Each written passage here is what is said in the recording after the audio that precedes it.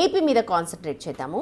ఏపీలో నిన్న అసెంబ్లీలో జరిగిన వాదనలు కనుక మీరు విని ఉంటే బోండా ఉమా అలాగే పవన్ కళ్యాణ్కి సంబంధించి పొల్యూషన్ మీద ఒక వాదన జరిగింది. అది ఒకసారి ఏం మాట్లాడారో విన్న తర్వాత మనం మాట్లాడాం. ఓకే రైట్, ఒకసారి బైట్ ప్లే చేయండి. ప్లాస్టిక్ని నిరోధించడం ఇది ఒక ఇష్యూ అయితే దానికి డిప్యూటీ సీఎం గారు చెప్పారు, అది బ్రహ్మాండమైనటువంటి ప్లాన్, యాక్షన్ ప్లాను.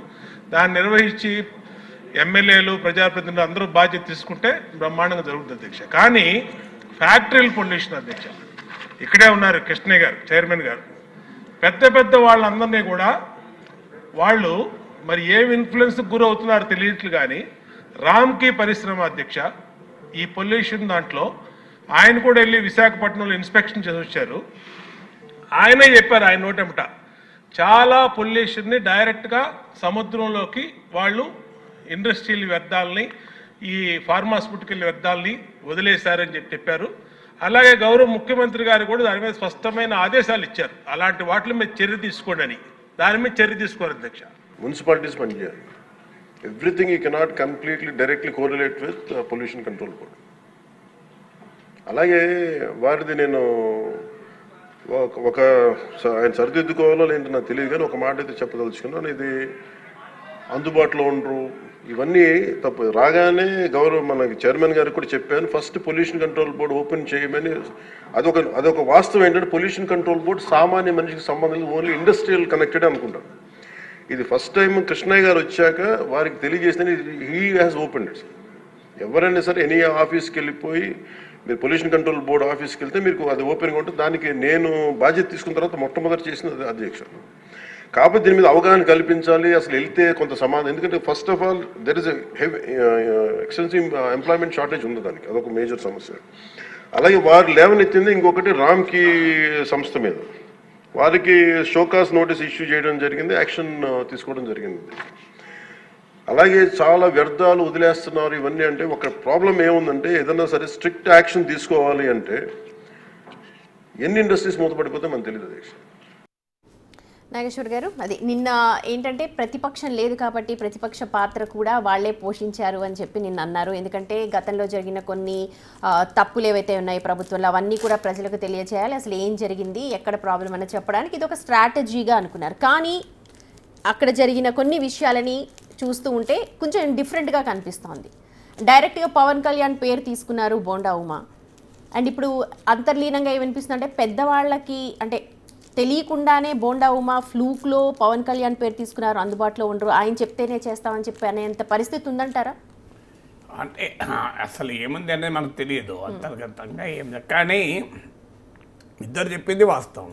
ఒకటి పొల్యూషన్ భయంకరంగా సముద్రంలో వదులుతున్నారు, నదుల్లో వదులుతున్నారు, ఇది వాస్తవం. మీకు విశాఖపట్నం ఉదాహరణ చెప్తాను మీకు. అక్కడ పొడిమడక్క అనే గ్రామానికి నేను వెళ్ళాను కూడా. అక్కడికి అచ్యుతాపురంలో ఇండస్ట్రీస్ ఉన్నాయి. బ్రాండెక్స్ అనే company, I think Sri Lankan company, under garments company. So ఆ బ్రాండెక్స్ అనే కంపెనీకి కొన్ని సంవత్సరాల క్రితం నేను వెళ్ళాను. ఆ కంపెనీకి ఐ థింక్ ₹1 ఎకర్ చొప్పున ల్యాండ్ ఇచ్చినట్టున్నారు. 99 years లీజ్ ఎంత లీజ్కు. వాళ్ళు ఎంత ఎంప్లాయ్మెంట్ క్రియేట్ చేస్తున్నారంటే కొన్ని వేల మంది, ఒక 3,000 4,000 మంది ఉమెన్కి, అది కూడా ఒకరు ₹6,000 ₹7,000 4,000 ఇచ్చే శాలరీ.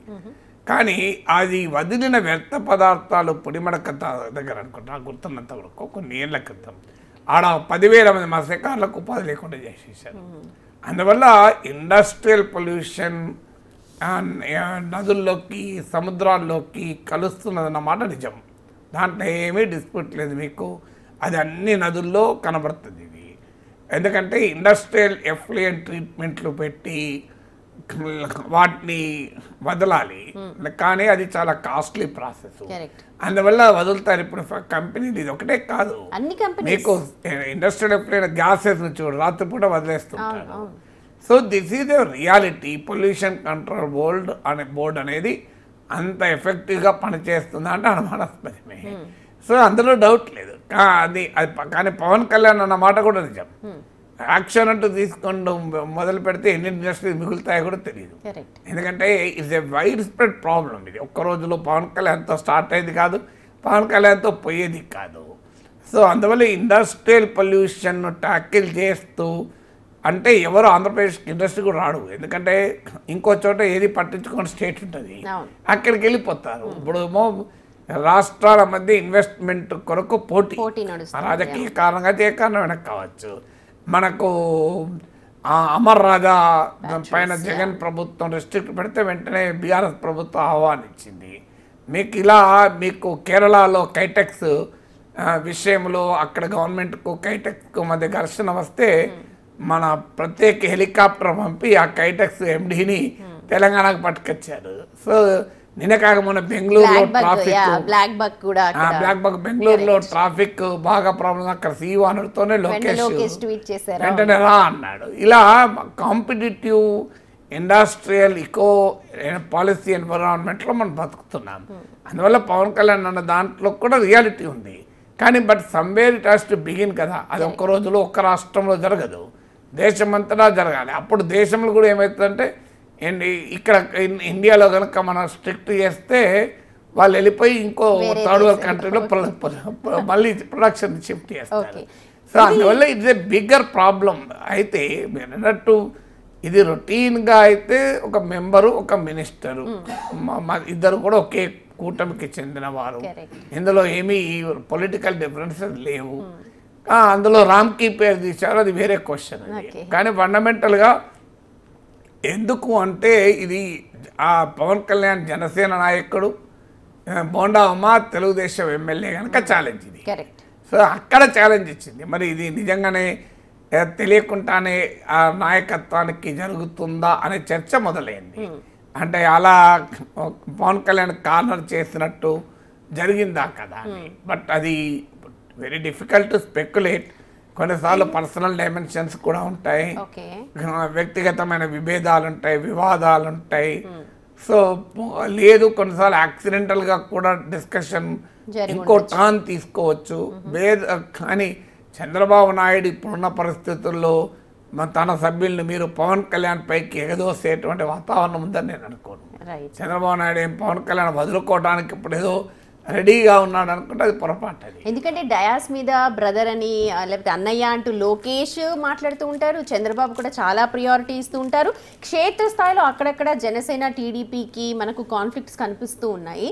కానీ దీంతో కొంచెం ఎక్కడైతే కాన్ఫ్లిక్ట్స్ ఉన్నాయో ఇంకొంచెం రచ్చ రాజేసినట్టుగా అక్కడ డిస్కషన్ అవుతుంది. అంటే కాన్ఫ్లిక్ట్స్ అనేది ఒకే రాజకీయ పార్టీలోనే కాన్ఫ్లిక్ట్ ఉంటాయి. మీకు ఒకే రాజకీయ పార్టీలో కూడా మీకు ఆ కాంపిటీషన్ ఉంటుంది. ఒకే పార్టీలో కూడా ఇద్దరు ఆస్పిరెంట్స్ ఉంటే వాళ్ళ మధ్య ఘర్షణ ఉంటుంది. రాజకీయాలు అంటేనే పదవుల ఘర్షణ కదా.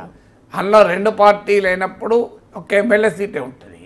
మీకు పవన్ కళ్యాణ్ పిఠాపురం వస్తే వర్మకు సీట్ రాకుండా పోయింది, ఆయనకు ఎమ్మెల్సీ ఇస్తారన్నది ఇప్పటివరకు ఇవ్వలేదు.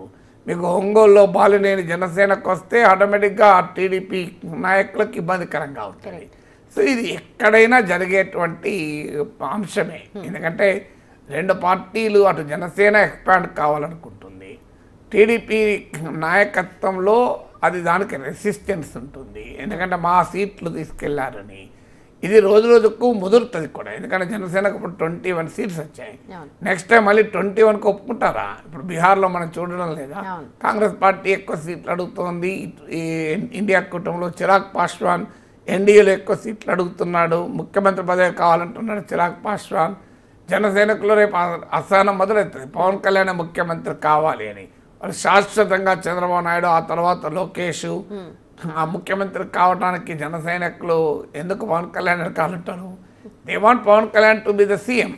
అందువల్ల ఆ సీఎం పోస్టులు రెండు ఉన్నాయి కదా, ఒకటే ఉంటుంది కదా. అందువల్ల నీకు ఆ ఘర్షణ అనివార్యంగా వస్తుంది. అంటే ఇప్పుడు మ్యూచువల్ ఇంట్రెస్ట్ ఉంటుంది, మ్యూచువల్ డిఫరెన్సెస్ ఉంటాయి. డిస్కషన్ ఎందుకంటే అసెంబ్లీ అన్నది అందరూ చూస్తూ ఉంటారు. ఖచ్చితంగా ఏపీలో ఇంకొంచెం రాజకీయ ఇది ఎక్కువ పరిపక్వత ఎక్కువ కాబట్టి ఎక్కువగా అబ్జర్వ్ చేస్తూ ఉంటారు. ఈ టైంలో అలాంటి పేరు తీసుకొని డిప్యూటీ సీఎం పేరు తీసుకొని మాట్లాడారు అని అంటే ఏదో ఉంది అని చెప్పి ఆ డిస్కషన్ జరుగుతుంది.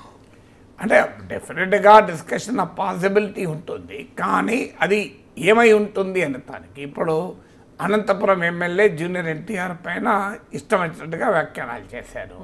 సో అది మా టీడీపీ నాయకత్వమే చేయించిందా అని చర్చ జరిగింది కూడా.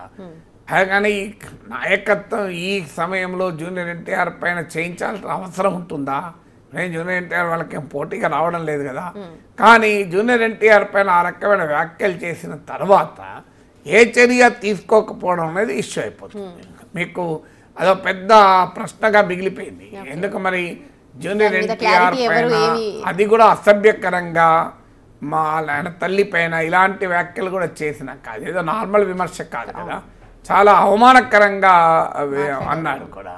ఇప్పటికీ చంద్రబాబు నాయుడు అలా అవమానించినందుకు జగన్ ఎవరిపైన చర్య తీసుకోవాలని ఇప్పటికీ మాట్లాడుకుంటాం.